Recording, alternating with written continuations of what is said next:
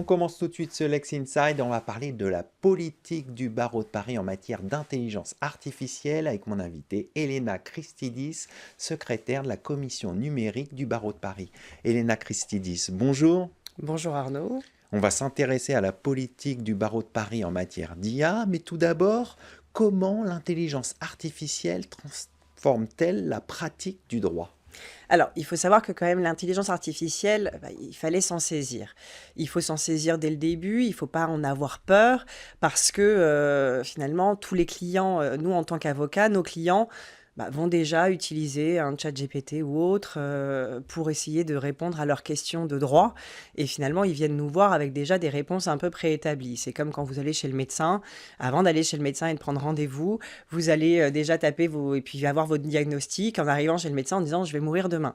Bon, c'est pas tout à fait ça. Et l'avocat est là aussi pour expliquer, pour conseiller et pour apporter une plus-value qui restera existante malgré l'intelligence artificielle.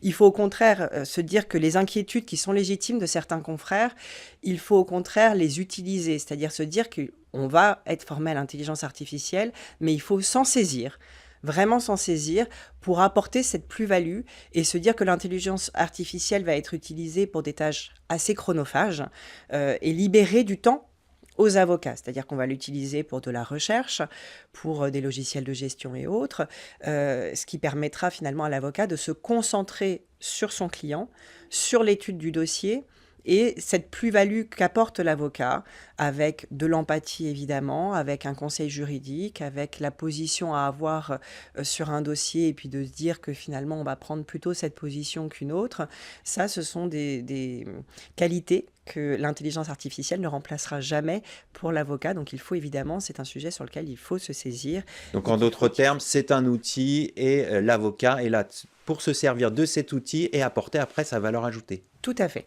C'est vraiment l'avocat qui va apporter sa valeur ajoutée en utilisant tous les outils qui sont aujourd'hui mis à disposition. Pour peut-être un peu anticiper, mais le barreau de Paris, effectivement, s'était saisi déjà depuis plus d'un an de la question en disant, voilà, l'intelligence artificielle est à nos portes, on en parle déjà beaucoup à l'étranger, aux États-Unis notamment. Qu'est-ce qu'on en fait? On a aussi ces difficultés pour les avocats du secret professionnel. On doit être attentif à la confidentialité des échanges avec nos clients. Donc, comment l'utiliser et à bon escient, sans trahir aussi le secret professionnel auquel on est soumis. Alors justement, rentrons dans le vif du sujet. Comment concrètement le barreau de Paris accompagne-t-il les avocats parisiens dans cette transition numérique avec l'utilisation de l'intelligence artificielle? Alors, la question s'est posée finalement, quel outil? Est-ce que le barreau de Paris va signer des partenariats? Est-ce qu'on va faire des tarifs négociés? Vraiment, au début, on tâtonnait. Et le bâtonnier, notre bâtonnier Pierre Hoffman, c'était vraiment sa mission en tant que bâtonnier lorsqu'il est arrivé en janvier 2024. Et il s'est dit justement, qu'est-ce qu'on peut faire avec l'intelligence artificielle? Donc, on a monté en fait un petit groupe de travail pour entendre tous les intervenants, que ce soit des éditeurs juridiques, des legal tech, pour savoir en fait quelles étaient leurs offres et ce qu'ils étaient prêts, parce que finalement on s'est rendu compte en janvier 2024 que personne encore n'était prêt à utiliser l'intelligence artificielle. Il n'y avait pas encore d'outils réellement créés et adaptés à la profession. Donc le barreau de Paris s'est saisi de la question.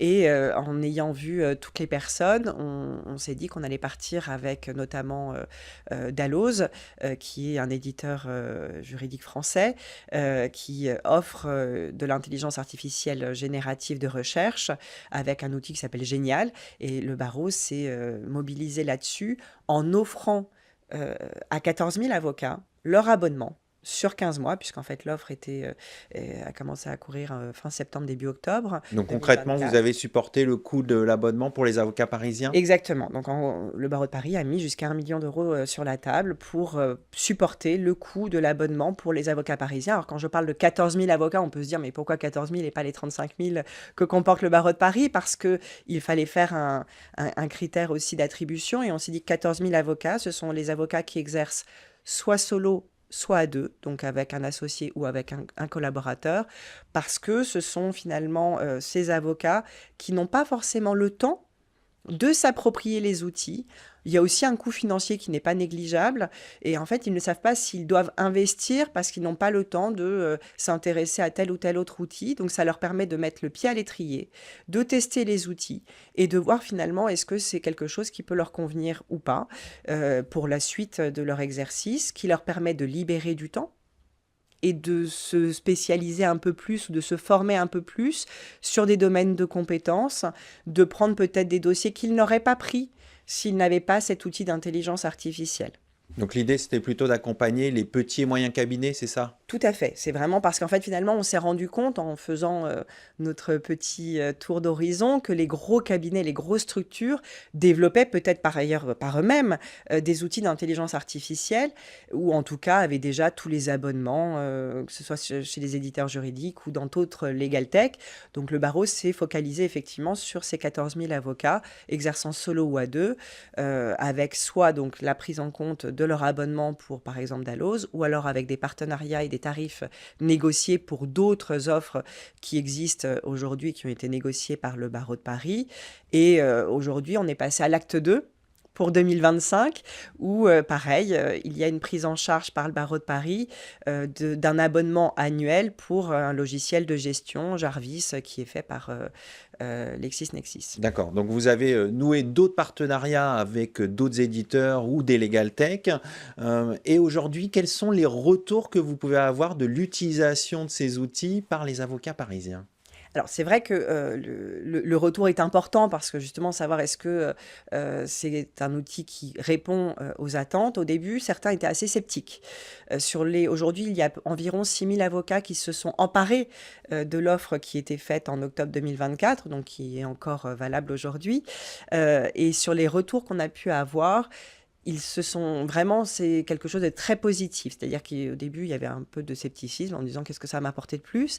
Et en réalité, ça leur permet quand même de poser une question assez générique et d'avoir une réponse un peu déjà formatée avec ce qui est surtout très important pour un avocat, c'est avoir la source des données et des réponses. Bien sûr. C'est-à-dire que donc, quand vous avez la réponse, vous avez un petit encart, vous cliquez, vous passez votre souris dessus et puis vous avez l'extrait pour dire voilà, la position ou la doctrine qui est prise vient de telle jurisprudence ou de telle analyse d'un fonds documentaire. C'est d'autant plus intéressant puisqu'on sait que les premiers cas d'utilisation qu'on a eu par exemple des États-Unis où l'agent d'IA citait des jurisprudences qui n'existaient pas. Donc c'est vraiment très intéressant et c'est la fiabilité de l'information qui est ainsi garantie avec le sourcing des données. Et l'avantage aussi d'être passé par cet outil qui est proposé, donc qui est nommé Génial, c'est en fait que ça ne va chercher que sur le fonds documentaire de Dalloz.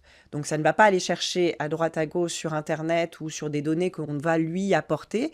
Donc il y a une certaine fiabilité quand même. On était très attentif à la fiabilité des réponses qui seront apportées, avec quand même une obligation, et on le rappelle évidemment via des webinaires, une obligation pour l'avocat de vérifier les sources et de vérifier quels sont les éléments qui sont donnés. Pour terminer, le barreau de Paris était présent au sommet sur l'action sur l'intelligence artificielle. Quels enseignements tirez-vous en quelques mots? Alors, je crois que c'est important, en fait, en tout cas, de rappeler, effectivement, comme vous l'indiquez, que Pierre Hoffman était le seul bâtonnier à être invité lors de ce sommet.